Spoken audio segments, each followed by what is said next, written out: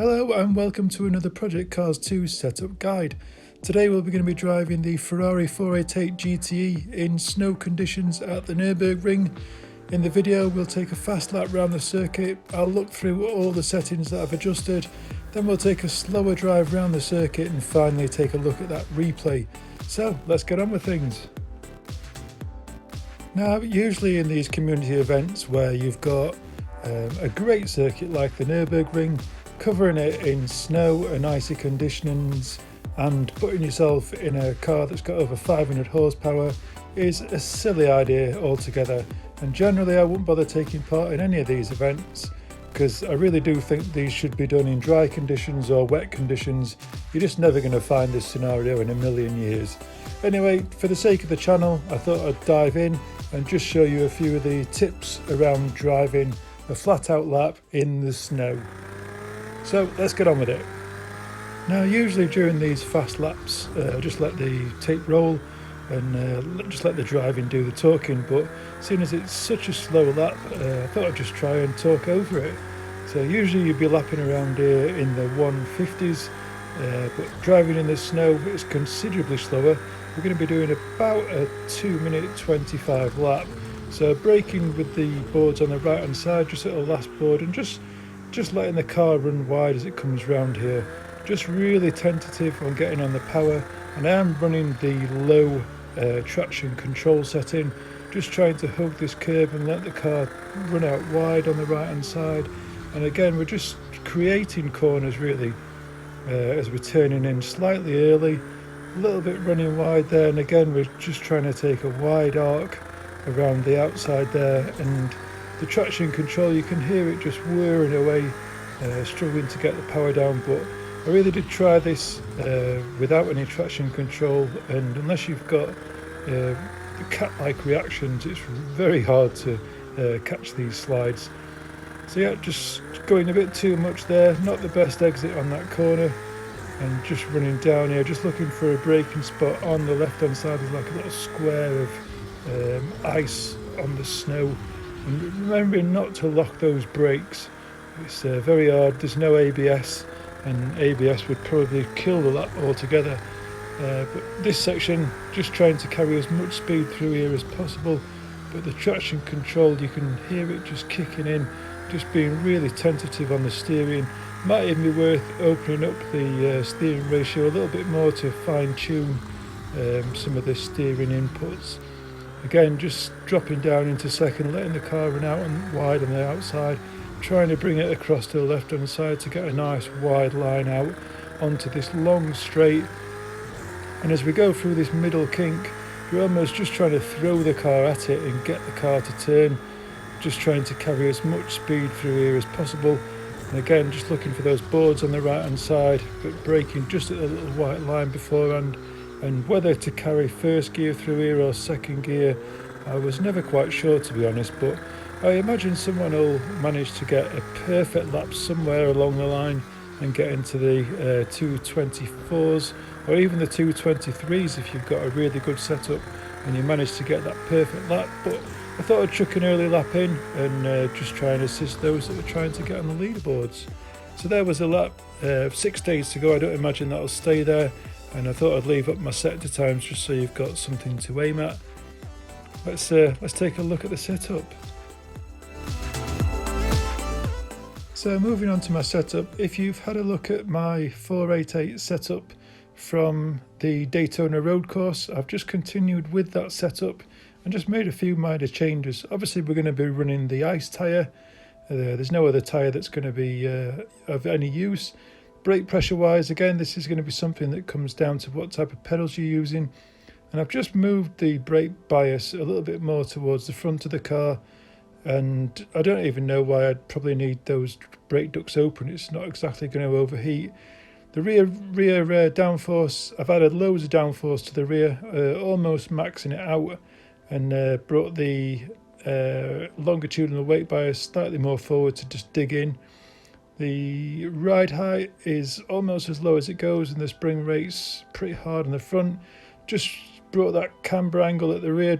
We're just trying to get straight line acceleration on this, just as much tyre in contact with the snow as possible. Again, slightly opened up the steering ratio. I'd usually go a bit lower than that, but there's so many little fine adjustments you want to be making. And the biggest adjustment of this setup is the toe angle at the rear. Just opening this up, obviously, if you imagine looking down from above at the toe angle at the tyre, and it's the front of the tyres that are going to be closer together than the rear of the tyre. Just trying to force this car to propel itself in a straight line. As for the damper settings, these are all as per the Daytona road course setup. I've not touched anything in this section. Slight adjustment on the engine braking, just brought that up a little bit so there's less engine braking going on. And a minor adjustment on the traction control, bringing it to 13. It's usually set around 10, and I am running the low setting when it comes to traction control. Traction control is on. And just the power ramp, I brought this all the way up to 90. That's just going to aid in not getting too much corner oversteer on corner exit. If ever you're struggling to get the power down off of a corner, I'd certainly suggest bringing the power ramp up to 90, and then as you figure out how much power you can get out of a corner without it sliding too much, I'd gradually increase that. So let's take a slow drive around the circuit. So as I mentioned, I am running the traction control, as you can see, and there isn't any ABS as standard. And as you'll notice, definitely coming out of this corner, especially when you're in first gear, you can almost put your foot flat down on the floor and just balance it on the traction control limiting. It's always pretty hard to get the car in a straight line unless you've had a nice exit off the corner. But like we've mentioned before on the previous setup, just changing gear nice and early with this setup. And then on the right hand side there's three flags, just braking at the last flag, remembering not to lock those brakes, and just tentatively just tapping the brake to get the car to spin, and then easing onto the accelerator in first gear, dropping it into second as we come around this one here, and then just allowing the car to drift out wide onto the right hand side, just overemphasizing that a bit, don't get too close.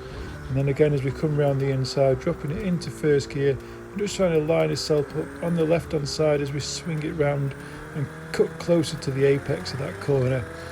Accelerating up again, shifting at the double yellow lights on the dash, and then just at the cones there, braking down into second gear and just hugging this corner. You can be flat out again on the accelerator, and then again a tiny drop down into first gear, and just show you just how easy it is to overcook it there as you get back on the power. So again, just nice and easy on the accelerator as you come out of there, and then getting flat on the power again.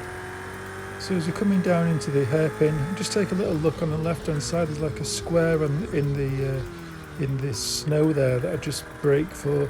And again, I cock it up all together, but I could be bothered to go back and reset the replay, the camera again. So just carrying on here, nice and gentle around there in first gear. And again, it's quite awkward as you come through this section to try and carry lots of speed and not get the traction control kicking in too much through there. We're trying to carry the speed, braking for the board on the right hand side, going down into second gear, just allowing the car to hug the curb and then go out onto the right hand side, across to the left hand side again to get that wide line into this long straight, just to carrying as much speed on the exit as you can. You're going to power all the way down here, try not to lift through this section if you can, just throw the car into the corner, take a little bit of curb and let it run out wide, looking for the white line in the board there, just braking nice and hard down into second, maybe into first if you're struggling to get the car to slow down, but I think staying in second gear allows you to carry a little bit more speed through that section. And again, just braking down slowly into first to get back on the power nice and early, accelerating hard, and again changing at the double yellow dots on the dashboard and across the line. I'll leave you to watch the replay, and if I could just leave you one major tip, was to just be easy, just gentle on the power inputs, and don't be in too much of a rush to get around every single corner. It's just about easing into that throttle. Thanks for watching as always guys, and until the next video, ciao for now.